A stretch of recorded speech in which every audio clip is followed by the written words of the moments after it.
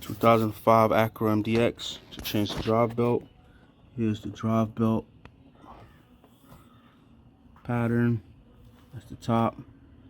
This pulley right there, the one on top right here. You need a 14mm socket with a breaker bar or something on it, and to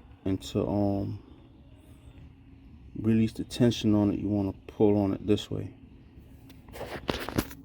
Then when you release the tension off the tension pulley, just that one, you can pull this out. It's just one belt, $23, $29 AutoZone. Put your belt back on, and then put the tension back on the pulley, and you're done. And also, it helped a little bit to lift the car up and go underneath and put the belt around that very bottom pulley.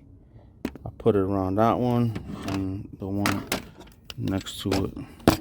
So under the car, first wrap this one and this one, and then you can come up top and do the rest from up top.